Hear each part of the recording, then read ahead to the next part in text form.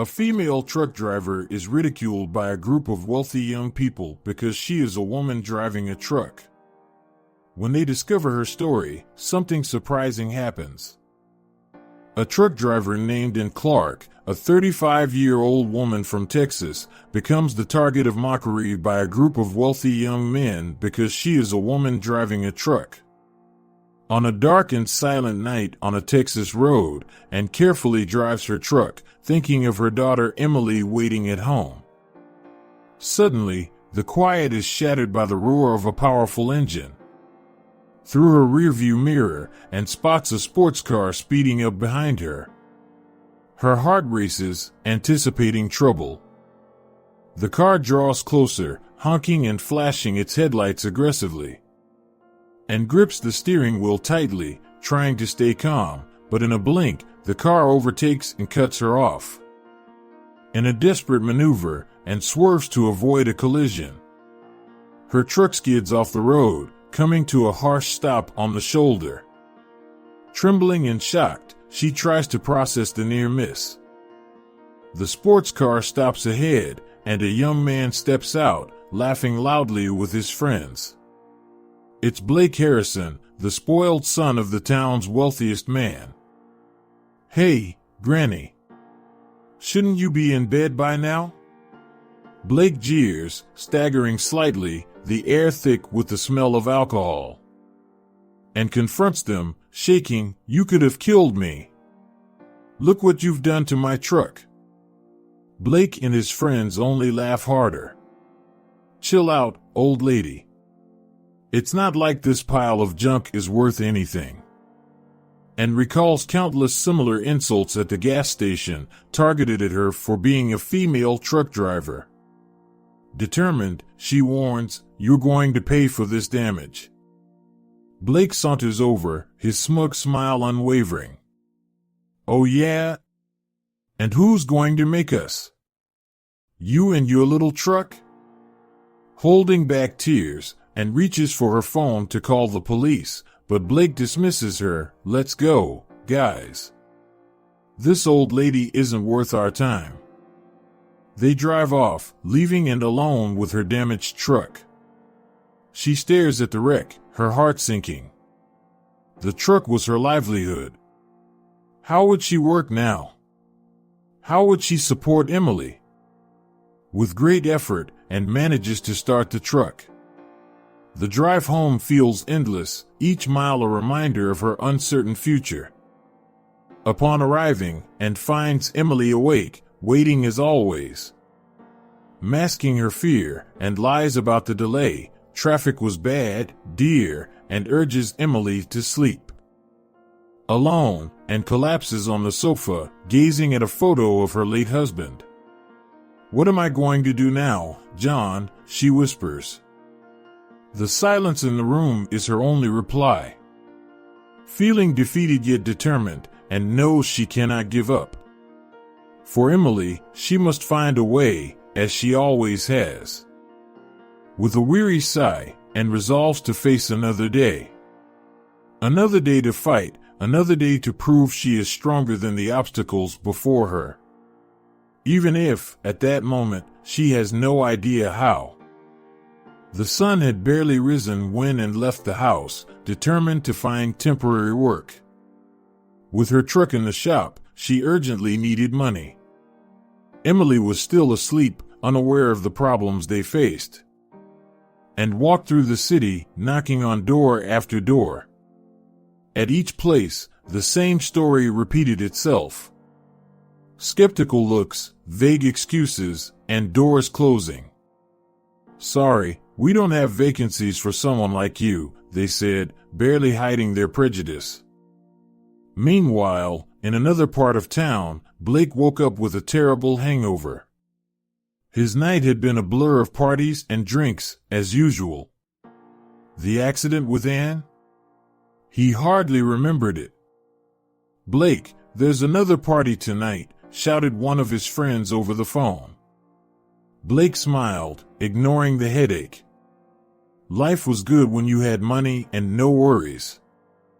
Back on the streets, and was about to give up when she saw an ad in a storefront window.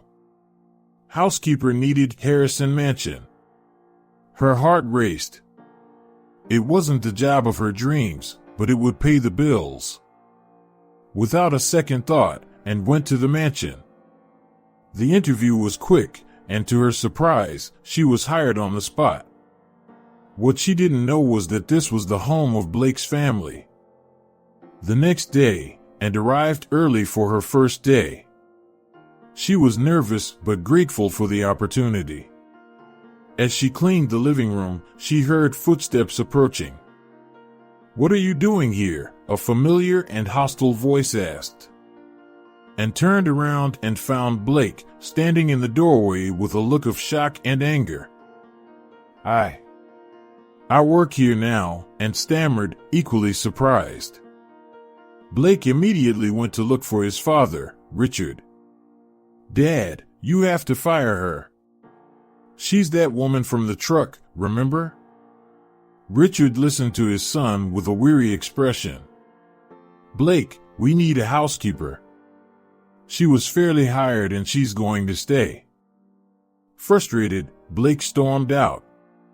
And, who had overheard everything, felt a mix of relief and worry. Later that day, while cleaning the upstairs rooms, and met Zoe, Blake's younger sister. The girl was sitting in her wheelchair, looking out the window. "Hi, I'm Ann," she said kindly. Zoe turned around, a shy smile on her face. "Hi, Ann. You're new here, right?" The two started chatting, and Ann soon realized that Zoe had a condition similar to Emily's. Her heart filled with compassion. Blake, passing through the hallway, stopped when he saw the scene.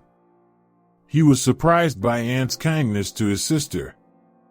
For a moment, his hostility waned. Later, Ann was finishing cleaning the office when she heard raised voices approaching.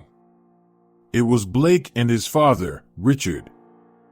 "You need to grow up, Blake," Richard yelled. "You can't keep living off parties and irresponsibility. You don't understand anything about my life." Blake shot back, furious. Without thinking, and stepped out of the office, running into the two of them. "Sorry, I didn't mean to interrupt," she said, embarrassed. Richard and Blake stared at her, surprised. Then, to everyone's amazement, including her own, Ann spoke. "Mr. Harrison, sometimes young people need time to find their way. I'm sure Blake will figure out what he wants from life." The silence that followed was deafening. Blake looked at Ann, confused. Richard seemed unsure how to react. And Ann, realizing what she had done, wished she could disappear at that moment. In the days that followed, Blake began to see Ann differently. He watched her as she worked, impressed by her dedication. And arrived early, worked hard all day, and still rushed out to care for Emily. One morning, Blake saw her in the garden, talking on the phone. "Yes, darling, I know it's hard. Mommy will try to come home early today, okay?" Ann's voice was soft, filled with love. Blake felt something strange in his chest. Admiration, perhaps? And, in turn, struggled to balance everything. She woke up before sunrise, prepared Emily for school, hurried to the mansion, worked all day, and still tried to be home in time to help Emily with her homework. As the days passed, Blake and Ann began to have more contact. Initially, their encounters were tense, filled with uncomfortable silences. But gradually, something began to change. "How is Zoe today?" Ann asked one day, breaking the ice. Blake, surprised by her genuine interest, replied, "She's fine. Actually, she keeps talking about you." A small smile emerged between them, like the first ray of sun after a long storm. It was Zoe who suggested that Emily come to visit. It would be nice to have someone my age to talk to, she said, and hesitated, but eventually agreed. On the day of the visit, and brought Emily to the mansion. The two girls got along instantly, laughing and chatting like old friends. Blake and Anne found themselves forced to spend more time together, supervising the girls. "Your daughter is incredible," Blake commented, watching Emily and Zoe play. And smiled, proud. "Thank you. Zoe is a special girl too." As he watched Anne with the girls, Blake began to question his own lifestyle. Here was a woman who worked hard, cared for a daughter with special needs, and still had time to be kind to everyone. And him? What was he doing with his life? And, in turn, began to see beyond Blake's wealthy playboy facade. She noticed how his eyes softened when he spoke with Zoe, how he seemed lost at times, as if searching for a purpose. One day, Blake's friends showed up at the mansion. They were shocked to see Blake chatting amiably with Anne. "Man, what are you doing?" one of them asked. "She's just the housekeeper. Put her in her place." Blake felt a wave of anger. "She has a name. It's Anne. And she deserves respect." His friends were speechless. "You're defending her? What happened to you, Blake?" "Maybe I'm growing up," Blake responded, surprising even himself. After the friends left, furious, and found Blake alone in the garden. "Thank you," she said softly. "You didn't have to defend me." Blake looked at her, his eyes filled with an emotion he couldn't name. "I did. They were wrong. I was wrong. About many things." At that moment, something changed between them. The barriers fell, and for the first time, they had a real conversation. And spoke about her fears, about the daily struggle to raise Emily alone. Blake confessed his feeling of emptiness, the pressure to be someone he wasn't. As night fell, they sat side by side, a comfortable silence between them. And Blake suddenly said, "Your truck. I can help fix it." And looked at him, surprised. "You don't have to." "I want to," Blake interrupted. "Please, let me help." And hesitated for a moment, then nodded. "Thank you, Blake." As they walked back to the house, something new was blooming between them. A friendship? Or perhaps something more. The days that followed brought a new routine for Anne and Blake. After work at the mansion, they met in the garage to work on Anne's truck. Blake, surprisingly skilled in mechanics, taught Anne about the parts and repairs. "Hand me the screwdriver," Blake requested, lying under the truck. Their fingers brushed as Anne handed over the tool, sending shivers through both of them. Despite their attempts to ignore it, the romantic tension grew each day. Lingering looks, shy smiles, excuses to accidentally touch each other. It was like a silent dance neither knew how to lead. Meanwhile, in town, Blake's old friends weren't keeping quiet. Nasty rumors about Anne began to circulate. "She's hitting on the boss's son," some said. "She's planning a gold-digging scam," others whispered. And began to feel the growing hostility. At the supermarket, people avoided her. At work, other employees treated her coldly. Even at Emily's school, she noticed judgmental stares from other parents. One day, at the gas station, and heard derogatory comments directly. "Hey, housekeeper. Caught yourself a rich man," a man shouted. Before Anne could react, Blake appeared. Apologized to her. Now, Blake demanded, his voice cold with anger. The man, taken aback, stuttered an apology, and quickly left. This incident only fueled more gossip. The whole town was talking about how young Harrison was defending the housekeeper. At home, Emily noticed the changes in her mother and seemed happier, lighter, yet also more distracted. "Mom, you're different," Emily remarked one night. "Is it because of your new job?" Caught off guard, and tried to play it off. "No, dear. Everything's normal." But it wasn't. And it wasn't just Emily who noticed. At the mansion, Richard Harrison observed the growing closeness between his son and with alarm. He saw the looks, the whispered conversations, the time they spent together in the garage. One night, he confronted Blake. "Son, what's going on between you and the housekeeper?" "Her name is and Dad," Blake responded defensively. "And we're just friends." But were they really? And wasn't sure anymore. The situation was becoming too complicated. Maybe it was better to leave the job, return to her normal life. When and mentioned this possibility to Blake, he panicked. "No, and please," he pleaded. "Don't leave. I need you here." The tone of his voice, the intensity of his gaze, made Anne's heart race. It was in that moment of vulnerability that it happened. They were close, so close. Blake's eyes dropped to Anne's lips. She felt her breath falter. Slowly, they leaned toward each other. Their lips were millimeters apart when a noise startled them. They quickly pulled apart, as if shocked. I need to go," and stammered, fleeing the garage.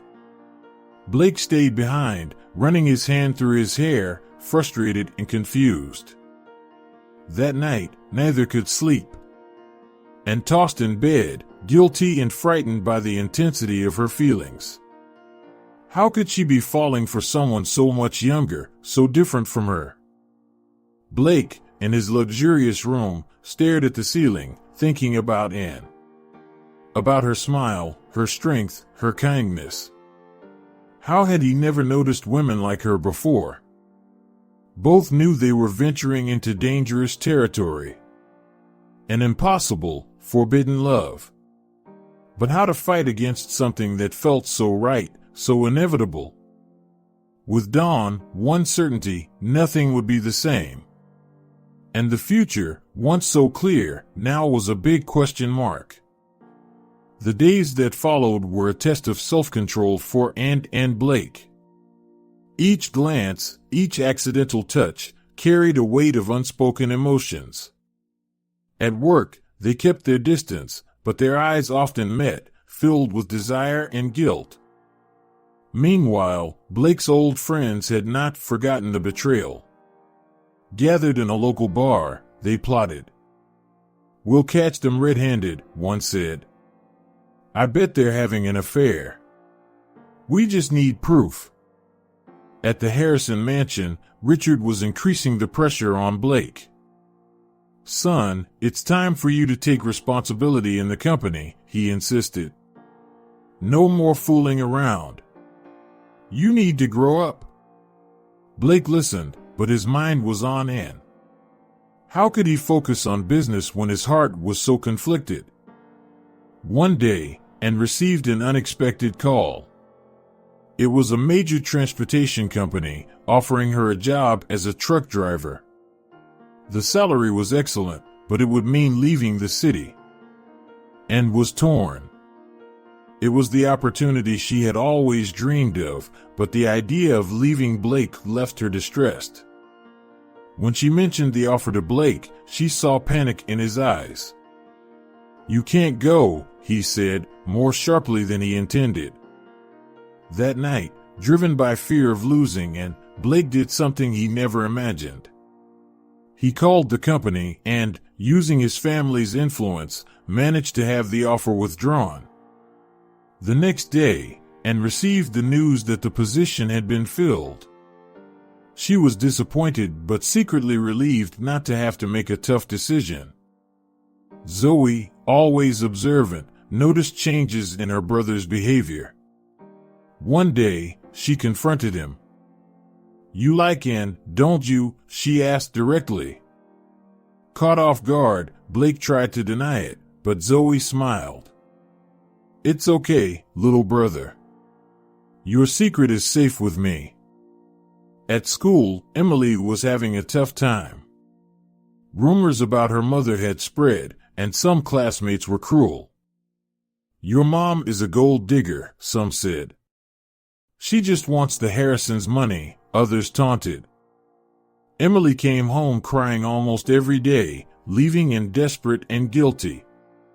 Finally, unable to bear the tension any longer, and decided to confront Blake. She found him in the garage, working on the truck. "Blake, we need to talk," she said, her voice slightly trembling. Blake dropped the tool, facing her. "About what?" "About this. Us. What's happening between us?" The conversation that followed was intense and emotional. They both expressed their fears, their doubts, the guilt they felt. But also, for the first time, they admitted their feelings for each other. "I know it's wrong," Blake said, his voice hoarse with emotion. "But I can't stop thinking about you, Ann." And felt tears in her eyes. "Me neither, Blake. And that scares me so much." At that moment, all barriers fell. Blake stepped forward, holding Ann's face between his hands. Slowly, their lips met in a passionate and long-suppressed kiss. The world seemed to stop. Nothing else mattered beyond that moment, that kiss. But they were not alone. Hidden in the shadows of the garden, someone watched. The soft click of a camera broke the silence of the night, capturing the forbidden kiss. And then Blake separated, breathless and stunned by the intensity of the moment, unaware that their secret was no longer just theirs. The future, already uncertain, had just become much more complicated. Morning broke with a bang for Ann and Blake. Photos of their kiss, secretly taken the night before, were everywhere on social media, on cell phones, even on the front page of the local newspaper. The scandal exploded like a powder keg, and woke to her phone ringing nonstop. Messages, calls, all asking about her affair with the young Harrison. Her heart sank as she saw the photos. "My God, how did this happen?" and murmured, her hands trembling as she held her phone. She took a deep breath, trying to calm her racing heart. Emily, wake up, dear. We have a problem." Emily entered the room, rubbing her sleepy eyes. "What's wrong, Mom? Why is everyone messaging?" And hesitated, unsure how to explain the situation to her daughter. "Remember when I told you that sometimes people make nasty gossip? Well, it seems someone took some photos of Mommy with Mr. Blake and now everyone is talking about it." Emily's eyes widened. "But that's bad, isn't it?" And hugged her daughter, tears forming in her eyes. "It'll be all right, dear. We are strong, remember? We'll get through this together." At the Harrison mansion, the situation was no better. Richard, furious, confronted Blake in his office. "What the hell do you think you're doing?" he yelled, throwing the newspaper on the table. "A housekeeper? Have you lost your mind?"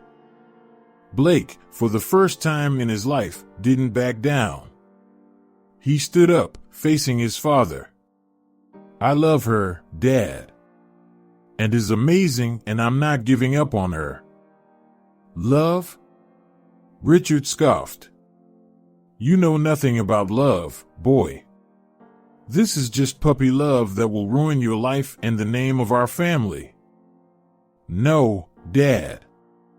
For the first time in my life, I know exactly what I want. And makes me want to be a better person. Richard turned red with anger, pounding his fist on the table. If you don't end it with her now, you're disinherited.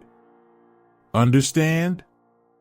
Everything I've worked for, everything I've built, you're going to throw away for a maid? Blake felt his anger rising. Maybe I don't want any of it, Dad. Maybe I want to build my own life with someone who loves me for who I am, not for my last name or bank account. Meanwhile, and arrived at the mansion, feeling the accusatory glances from everyone. The housekeeper approached her coldly. Miss Clark, she said, her tone as sharp as ice. Your services are no longer needed. Gather your things and leave. Immediately. And felt as if she'd been punched in the stomach. Please, Mrs. Thompson, I can explain. This isn't what it looks like. The housekeeper raised an eyebrow. No need to explain, dear. The photos speak for themselves. Now, please, don't make this harder than it already is. With tears in her eyes, and collected her belongings, feeling the weight of the stairs and whispers around her. Accusations of being a gold digger followed her everywhere. At the supermarket, on the street, even in church. And felt suffocated by everyone's judgment. At school, Emily's situation worsened drastically. Hey, Emily, a classmate yelled during break. Your mom's a slut. She just wants the Harrisons' money. Emily ran to the bathroom, crying. Zoe, seeing her friend's distress, followed her. Emily? Are you there? Zoe called softly. Between sobs, Emily replied, Why are they being so mean, Zoe? My mom didn't do anything wrong. Zoe hugged her friend. I know, Emily. People can be cruel when they don't understand things. But I'm here for you, okay? Later, Zoe tried to defend Emily in front of the other students. Leave her alone. You don't know anything. Her mom is a good person. This only escalated the tension in the Harrison family. Richard forbade Zoe from seeing Emily, causing a major fight at home. Dad, you can't stop me from being friends with Emily. Zoe yelled. She needs me now more than ever.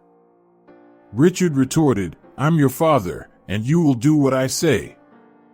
That family only brings trouble. Blake, seeing everything falling apart, decided to take a stand. He confronted his father again, this time in front of the entire family. Enough!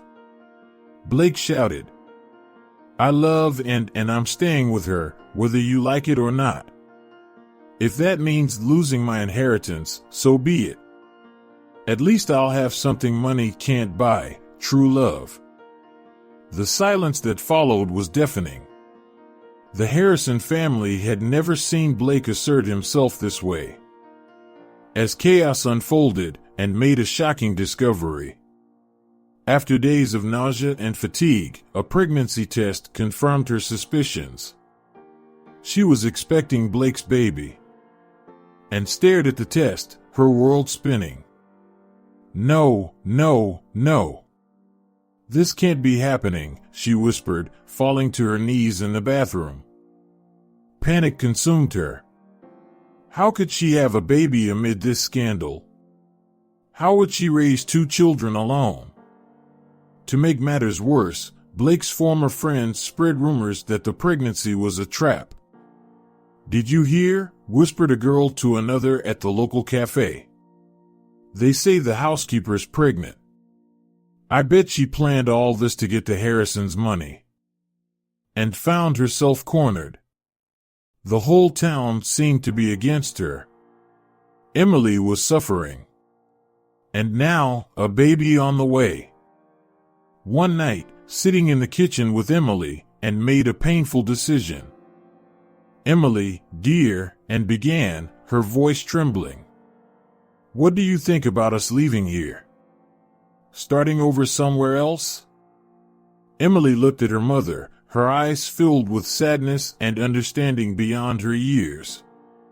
Where would we go, Mom? I don't know yet, love. But to a place where we can start over, where no one knows us. Emily was silent for a moment, then nodded slowly. Okay, Mom. As long as we're together. You, me, and... She hesitated, looking at Anne's stomach, and hugged her daughter, tears streaming down her face. Yes, dear. The three of us. Blake, for his part, was torn. His love for Anne was real and deep, but the pressure from his family and society was overwhelming. And, please, answer the phone, he murmured, after another failed attempt to call her. We can work this out together. I love you. And made her decision. She would pack her things and leave town in the dead of night. It was better this way, she thought. Better for everyone. With a heavy heart, and wrote a letter to Blake. Dear Blake, she began, tears staining the paper. When you read this, I will have already left. It's better this way, for all of us. Please, don't look for me. Be happy, live the life your parents dreamed for you. I will always love you, but sometimes love isn't enough. With love, Anne. She hesitated, the pen hovering over the paper, considering whether to mention the pregnancy. But in the end, she decided not to. Some truths were too painful to be spoken. That night, as the city slept, and Emily loaded the car. With one last look at the house that had been their home, they set off for the unknown.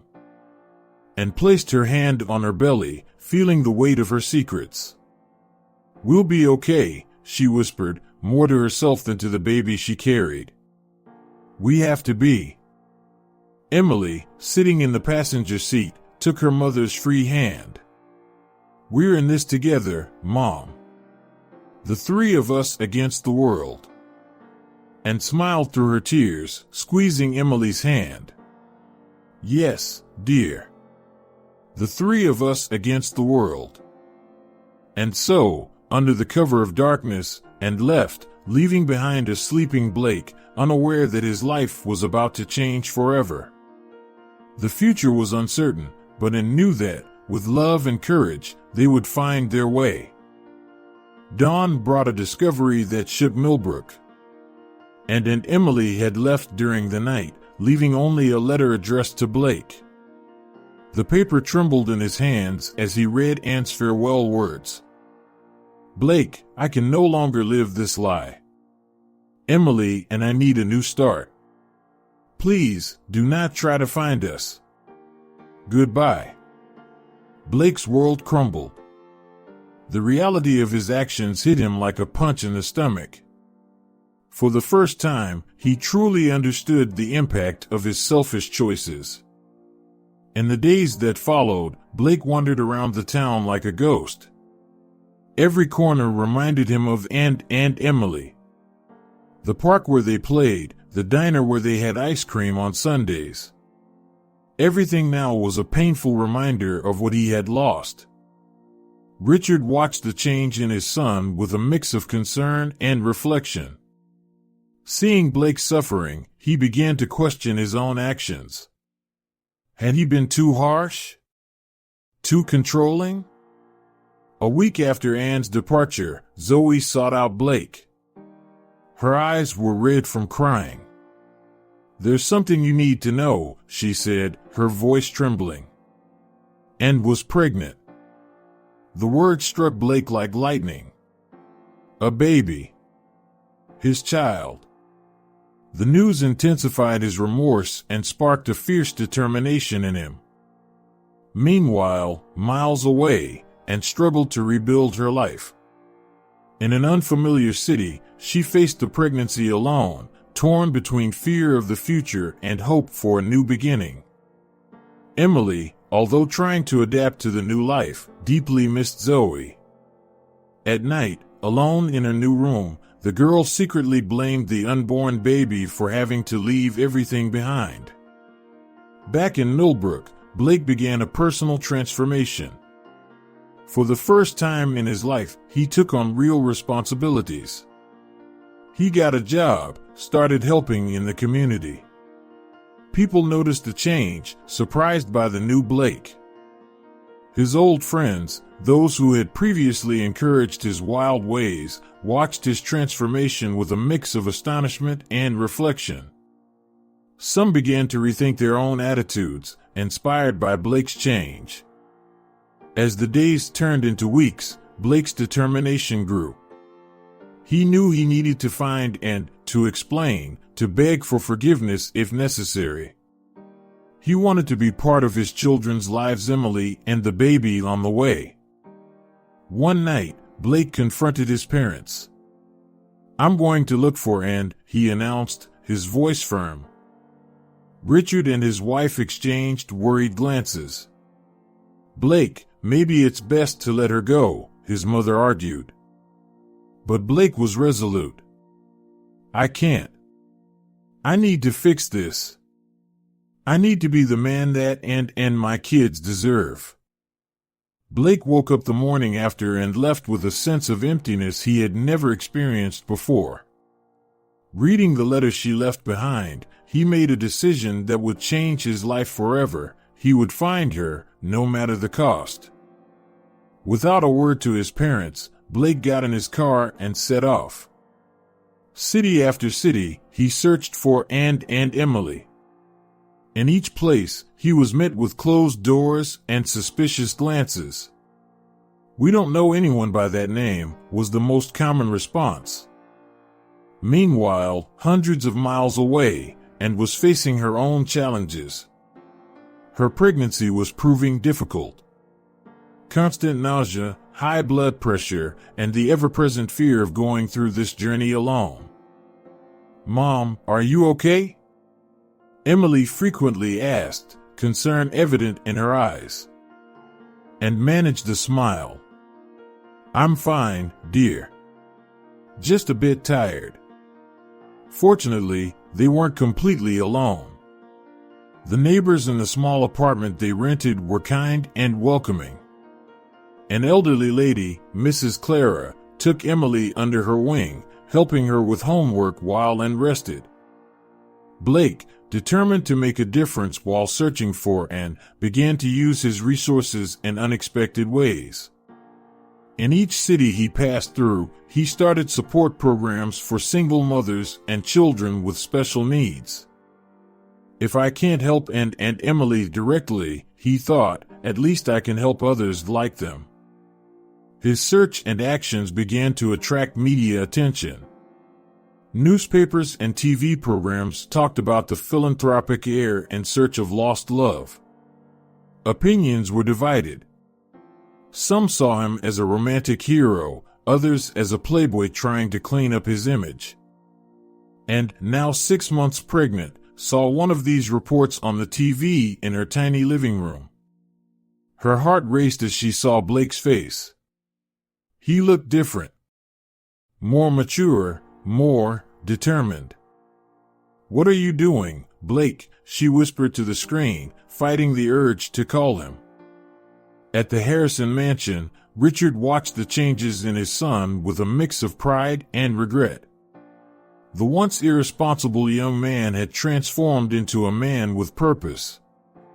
"Perhaps I judged the situation too harshly," he admitted to his wife one night. Zoe, who had been secretly in touch with Emily via messages, was increasingly eager to reunite the couple. One afternoon, unable to keep the secret any longer, she told Blake where Anne was. Blake wasted no time. He drove through the night, determined to reach in. What he didn't know was that fate had other plans. When he finally arrived in the town where Anne was, he found a scene of chaos, and had gone into premature labor 2 months early. Blake arrived at the small apartment just as Emily, in panic, was calling for help from the neighbors. "Blake?" Emily exclaimed, shocked to see him. "Mom, the baby, we need help." Without hesitation, Blake rushed inside and was on the floor of the living room, pale and frightened. "Blake," she whispered, barely believing her eyes. "What? How?" "Shoo, it's all okay now," he said, lifting her into his arms. "I'm here and I'm never leaving you again." Rushing to his car, with Anne in his arms and Emily close behind, Blake promised himself he would make everything right this time. "Hold on," he said, speeding toward the hospital. "We'll make it. Together." And so, under the starry sky of an unfamiliar town, a new chance for love and redemption opened for Blake and Anne. The future was uncertain, but for the first time in months, there was hope in the air. The hospital was in an uproar when Blake arrived carrying Anne, with Emily right behind them. Doctors and nurses rushed to assist them, quickly taking Anne to the delivery room. "I want him to stay," Anne said weakly, pointing to Blake. The doctor nodded, and Blake, hurriedly donning sterile attire, entered the room. The following hours were intense. Anne bravely fought through her labor, while Blake held her hand, whispering words of encouragement. Finally, the cry of a newborn filled the room. "It's a girl," the doctor announced, placing the baby in Anne's arms. Blake looked at mother and daughter, tears in his eyes. "She's perfect," he whispered, gently touching the baby's tiny hand. The moment of peace was disrupted by the abrupt arrival of the Harrison family. Richard, his wife, and Zoe burst into the room, followed by Emily. "What is the meaning of this?" Richard demanded, his face red with anger. Blake positioned himself protectively in front of Anne and the baby. "Dad, please, this is neither the time nor the place for this." But Richard was furious. "You planned this all along, didn't you?" he accused Anne. "You got pregnant on purpose to take our money." And, exhausted and emotional, felt tears streaming down her face. Blake, outraged, defended her passionately. "How dare you? And is the most incredible woman I've ever met. She doesn't need our money, she just needs love and respect." Unable to take it anymore, Emily burst out, "Stop. Don't you see what you're doing? Ever since this all started, my life has been hell. At school, everyone teases me. We had to move, leave everything behind. And now you're fighting on the day my little sister was born?" Silence fell over the room. Zoe approached Emily, embracing her. "She's right. This has to stop." At that moment, the noise from outside caught everyone's attention. The media had discovered Blake and Anne's location, and now a crowd of reporters surrounded the hospital. Gathering strength she didn't know she had, and sat up in bed. "Enough," she said, her voice firm despite her fatigue. "You want the truth? Here it is." She then revealed everything. About her struggles as a single mother, how she met Blake, about her fears and hopes. She spoke of the love that grew between them, unexpected and uncontrollable. "I ran because I was afraid," she admitted. "Afraid of what everyone would say, afraid I wasn't good enough for Blake. But now I know that true love is stronger than any fear." Moved by Anne's words, Blake turned to face his family and, through the windows, the media cameras. "I've made many mistakes in the past," he declared. "I was irresponsible, immature. But it showed me what really matters in life. I love her, I love Emily, and I love our daughter. And I won't give up on them, no matter what happens." At that moment, to everyone's surprise, Blake's former friends entered the room. They had seen the news and came running.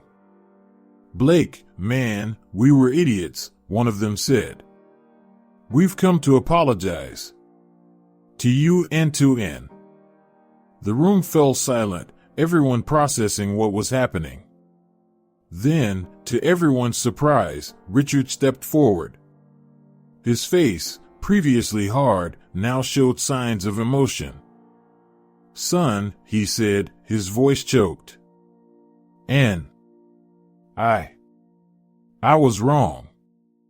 I see now how much you've changed, Blake. And I judged you unfairly. Can we try again? As a family?"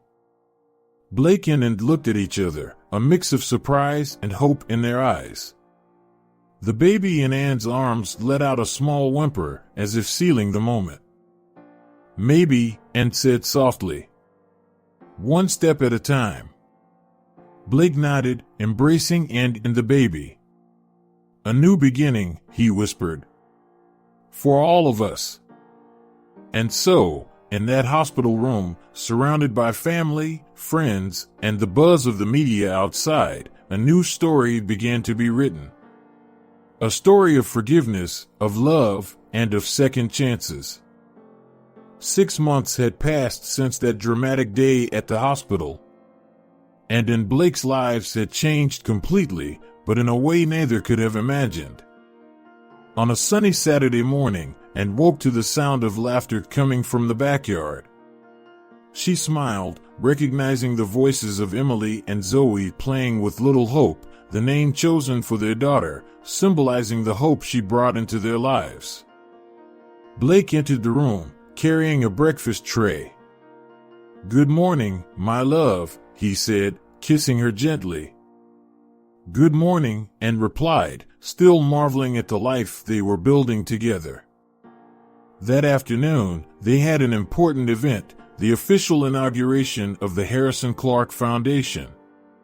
Blake had used a large part of his inheritance to create this organization dedicated to supporting non-traditional families and children with special needs. "Nervous?" Ann asked, adjusting Blake's tie. "A little," he admitted. "But with you by my side, I know I can do anything." The event was a success. The community, which initially looked at the couple skeptically, now applauded them. And, dressed in her trucker uniform, spoke about the new training program she was leading for women in the profession. "It doesn't matter where you come from or what obstacles you face," she told the audience. "With determination and support, you can achieve your dreams." Blake, in turn, spoke about the importance of second chances and looking beyond appearances. His former friends, now dedicated volunteers at the foundation, nodded proudly. Richard and his wife were in the front row, Hope in her grandfather's lap. The transformation in Richard was notable. He now spent his days spoiling his grandchildren, including Emily, who finally felt she had a complete family. After the event, everyone gathered at Ann and Blake's new home for a family barbecue. Zoe and Emily ran around the backyard, organizing the last things for the support group they had created for siblings of children with special needs. "Who would have thought we'd all be here like this?" Blake's mother commented, watching the scene with a smile. And then Blake exchanged a knowing look. Of course, not everything was perfect. They still faced challenges as a couple and as parents. There were sleepless nights with Hope, arguments about balancing work and family, and the occasional sideways glances from people who didn't understand their story. But with every obstacle, they grew stronger. Their love, tested by so many trials, was now stronger than ever. When it was time to sing happy birthday to Hope, who was turning 1, the whole family gathered around the cake. Emily helped her little sister blow out the candle as everyone applauded and looked around at the smiling faces. Her eldest daughter, once so lonely, now surrounded by love. Her baby, a symbol of a new beginning. Blake, the man who had changed her life in so many ways. And all the others, Richard, Zoe, friends who had become an essential part of their unconventional family. Later, when the children were asleep and the house was quiet, and Blake sat on the porch, looking at the stars. "Do you regret anything?" Blake asked, holding Anne's hand. She thought for a moment. "Not for a second," she replied. "Every challenge has brought us here.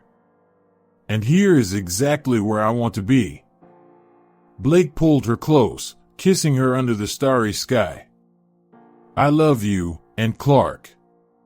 Thank you for giving me a chance, for teaching me what really matters in life." "I love you too," Blake Harrison, and responded, resting her head on his shoulder. "Thank you for never giving up on us." There, on that quiet night, and Blake silently reaffirmed their love and commitment. Their story was living proof that true love can overcome any obstacle, prejudices, social differences, and even our own fears. And as the night wore on, they knew that, no matter what the future held, they would face it together. As a family. As a team. As two hearts that, against all odds, found their place in each other.